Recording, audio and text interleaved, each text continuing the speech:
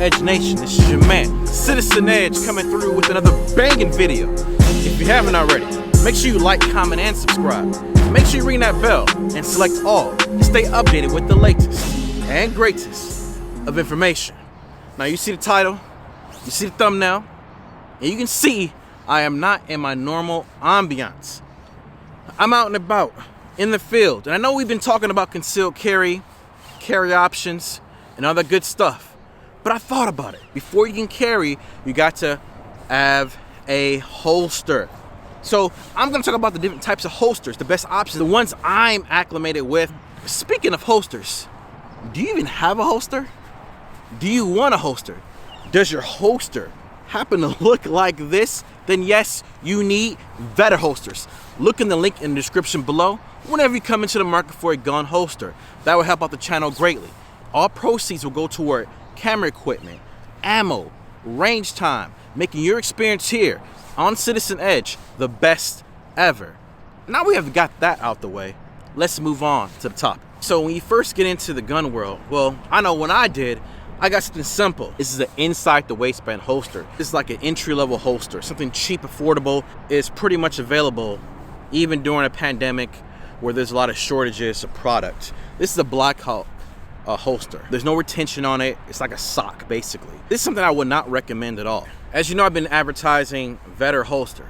I use it, and I'm gonna show you the exact one that I use on an everyday basis, depending on what I wear.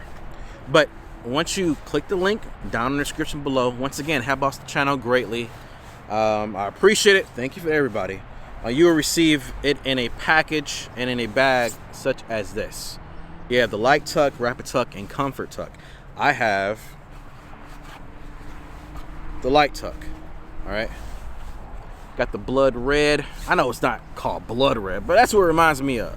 But have the red, has the leather. I love this extension here because I'm a big guy, so you don't want the back of the gun, the back of the barrel where the rear sight is at to push against your skin. So this nice leather here protects you. In the back here, this material here, I think it's like cowhide or some type of hide. It's very comfortable, very soft against the skin. All right, and this is Kydex, very sturdy. It's lightweight overall, but the most beautiful part about this holster, I believe, is the clip here. It's metallic, and you put this around your belt, your waistband, preferably a belt. And this little indentation here, you see how it goes in? Let me see, right there. Right up here, it grabs hold of your belt. So you put it, your belt right here, and you pull the gun out, it's not gonna go anywhere. Your holster won't go flying out. And that's one of the main concerns with holsters. When you are under stress, if you grab hold your firearm and pull it out real fast, whether you carry it at 3 o'clock position on your hip, whether there's appendix carry over here, you do not want any type of mishaps. You want to minimize any type of hindrance from you pulling out your firearm, and you do not want your holster to be that problem. So that's why I recommend Vedder holsters. Once again, click the link in the description below and contribute to the channel. I appreciate you. A retention holster is resistance to unholstering the gun. Any unauthorized person gaining access and unholstering your firearm. It takes a lot of discipline, a lot of repetition, a lot of work to gain muscle memory so that you don't cause any accidents. And prior to becoming acclimated with the firearm, you want to have a working knowledge of how the gun operates, the parts of the firearm. As you see, the gun is inside of the holster. You can see the actual physical barriers you have in place. First off, is this hood right here.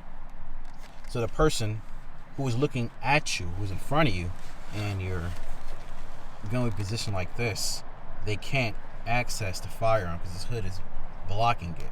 Then you see this hoop here, this guard here is also blocking it. This is how you would disengage. This is how it looks first off. So you can't pull the gun out because there's a barrier here, and a person can access the actual disengagement button. This right here, use your thumb to press down on it and then slide it forward. And I'm gonna demonstrate this. So once again, press down with your thumb and slide it forward. So here we go. Press down and slide it forward. And it would clear the path for the gun to be disengaged from the second or third retention. So once again, the first retention is this hood, a physical barrier for getting access to these disengagement buttons. Then you have the hood here, physical barrier. And to disengage that, this little button here, you'll press down and move forward with your thumb. So once again, press down and move forward. It goes a lot faster when it's on my hip, so let me try this again.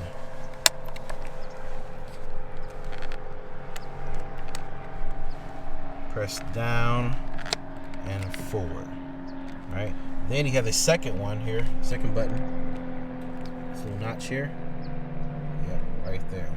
You move this towards you. You would slide it right there. So you go like this. You press down, pull it out. So when you put the gun back in, it clicks. See, you can't pull it out unless you get this button here and you pull it back. See, it clicks. It's one retention right there, two, and then the third one is this guard here. So no one can come and get their hands, hey, I want your gun. No. In order to get to this button here and the other one underneath, you have to come from this angle here so it blocks that access. Disengage it. We'll push down on here, clear that, and this little notch here will be pulled back. See? So once again, in a faster motion, and it will take, once again, practice to get this working here, especially under stress. But whenever you're out patrolling, doing security guard work, or everyday carry, I recommend to be a 3-level retention on your firearm. This is your life, people. You want to make sure you have the right equipment in order to make sure that you go home safe. So if you're on duty as a security officer, if you're protesting or have a demonstration, or if you're an everyday carrier, I highly recommend that if you wear an outside the waistband holster, you get a level 3 retention holster. And this particular holster, I'm not being paid or I'm not an affiliate or nothing, but it's a SafariLand. I highly recommend it. It's been using this for quite some time. I know a lot of people, a lot of law enforcement wear this brand, and of course wear the level 3. Safety first, people. Now I got one more holster to show you. If you didn't notice, I was carrying already. Yes, it's a shoulder holster, but I'm gonna leave that for the next video. I'm gonna go through it on why you need a shoulder holster, how to adjust it, and I'm gonna talk all about this particular brand. It's called the Acre brand. I know there's other brands out there. I'm just getting to the shoulder holster game, but I found a great use for it. Something that I've been trying to work my way around, and this is a solution to my issue, maybe the solution to your problem. But it's all about holsters. Let's recap here. We have the inside the waistband holster, we have the outside the waistband holster, retention level 3 holster, and we have the shoulder holster. So make sure you like, comment, and subscribe. I appreciate everybody. This is your man, Citizen Edge, and I'm out.